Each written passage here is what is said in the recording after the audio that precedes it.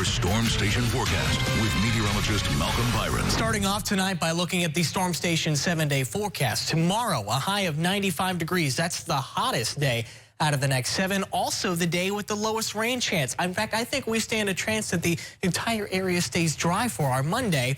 We do sneak a couple small rain chances back into the mix Tuesday, Wednesday, and Thursday, but still pretty warm with highs in the low to mid 90s, low temperatures in the upper 60s to low 70s, but that just kind of depends on where you are. We'll discuss more in just a moment here. If we're looking for our best rain chances, it probably comes by late week going into the weekend, but even then, we're just looking at isolated showers and thunderstorms. So the key takeaways are rain chances are pretty slim in the next week. Temperatures near normal with respect to both high and low temperatures.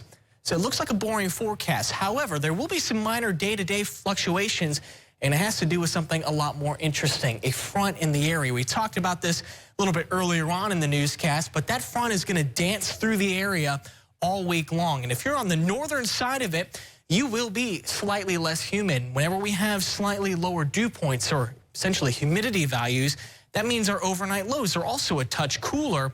We'll also see some fewer daytime clouds. On the southern side of this front, we see the opposite. We're going to keep that summer steam, warmer overnight lows, and partly sunny afternoons. So coastal areas will likely favor this regime with plenty of humidity and warmer nights.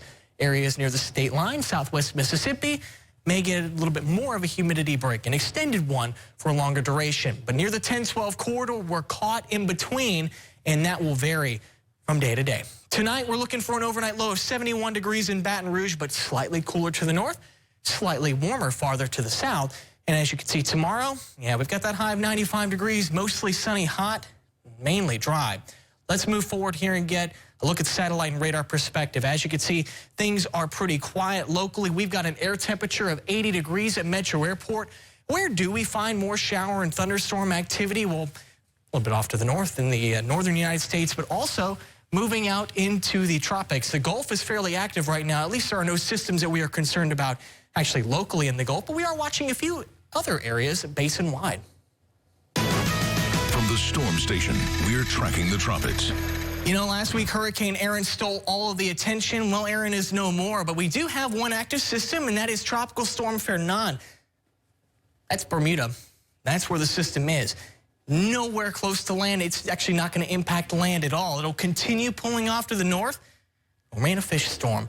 Actually strengthened a little bit today. Now peak winds are at 50 miles per hour. It's going to hold steady all the way through tomorrow and then weekend. By midweek, we're not going to be talking about Fernand anymore as it becomes post-tropical.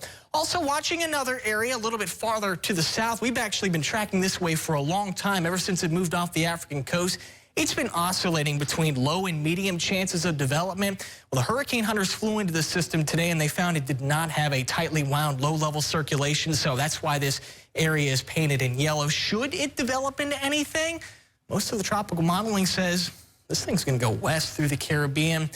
Northward turn into the Gulf does appear unlikely at this point, and I'm fairly confident that we get through the rest of August with no tropical mischief.